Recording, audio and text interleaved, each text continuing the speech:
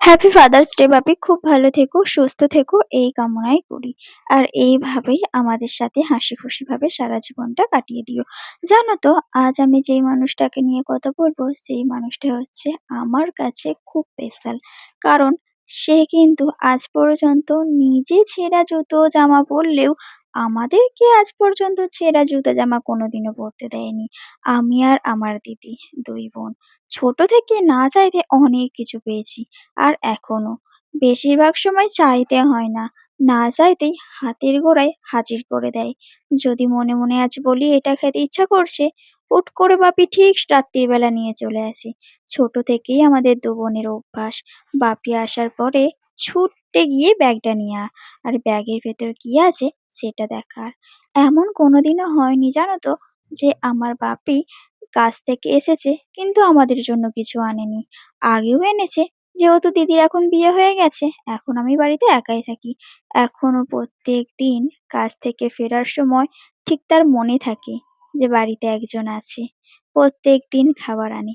আর আমার সোনাই বা বাড়িতে কোনো বাচ্চা এলে তার বলার নেই, অনেক কিছু আনে। এই ছোট, ছোট জিনিসগুলো না খুব ভালো। আমরা শান্তিতে আছি, সুখে আছি এটাই অনেক। হ্যাঁ, হয়তো আমরা কোনো বড় বাড়িতে নেই বা আমাদের কাছে দামি কোনো জিনিস নেই। কি বলো তো? আমার মনে হয় আমার কাছে সবচেয়ে দামি সম্পদ হলো আমার বাবা-মা।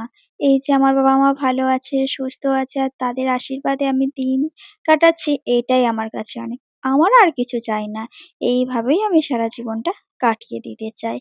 আর আমার বাপি খুব সাধারণ। রাগ, অভিমান এমনকি কোনো রেষারেষি ভাবটাও নেই। কোনোদিনও না। তুমি যদি তাকে একটা কথাও বলো, সে কোনোদিনও তোমার মুখের গোড়ায় একটা উত্তর দেবে না। সত্যি এই আমার বাপির ভাগ্যের জন্যই আজ হয়তো আমাদের জীবনটা খুব ভালোভাবে চলছে। কারণ আমার বাপি কিন্তু কারোর মুখের গোড়ায় কোনো কথা বলে না। যাই হোক, ভগবানের কৃপায় আমরা যে ভালো আছি, সবাই একসাথে সুস্থ আছি এটাই অনেক। তোমাদের সাথে ব্লগ ভিডিওটা এবার শুরু করছি। সকালে উঠে সমস্ত কাজকর্ম ছেড়ে নিয়ে এবার চলে এসেছি একটু কৃষ্ণ নাম করতে। সারাদিনের মধ্যে আমি কিন্তু চান-টান করার পর একটু জপ করে নিই। তোমাদের সাথে অন্য কোনো দিন শেয়ার করব। তারপর আজকের ব্লগটা আবার বিকালে শুরু করেছি। আজকে কিন্তু কাল রাত্রে বাপি সমস্ত কিছু নিয়ে চলে এসেছে, কারণ সামনে যেহেতু জামাই ষষ্ঠী তাই। আর জামাই ষষ্ঠীর বাজারে কি, কি আছে সেটাই তোমাদের সাথে শেয়ার করছি। এবারে কিন্তু জামাই ষষ্ঠীর পরের দিন কিন্তু ফাদার্স ডে পড়েছে। আবার তার সাথে কিন্তু আমার দাদার বার্থডেও পড়েছে। সবকিছু একসাথেই হয়ে যাচ্ছে। যাই হোক, নইলে তো আর আলাদাভাবে আমাদের মতো মধ্যবিত্ত ঘরে পালন করা হয় না, তাই না? তারপর রাত্রির বেলা আমি তোমাদের সাথে শেয়ার করছি যে আমার মা এবং বাপি দিদিদের জন্য কি কিনেছে। এই একটা জামা দেখতে পেলে, যদিও বা এই জামাটাকে চেঞ্জ করা হয়েছিল। আর এই সোনাইদের জন্যও কিন্তু কিছু কেনা হয়। যখনই কোনো অনুষ্ঠান হয় তখন তো বাচ্চাদেরকে দিতেই হবে বলো। যেহেতু প্রচুর পরিমাণে গরম তাই কিন্তু সোনাইদের জন্য এই হাফ হাতা গেঞ্জিগুলোই নিয়েছি, গরমে অনেক কাজ দেবে।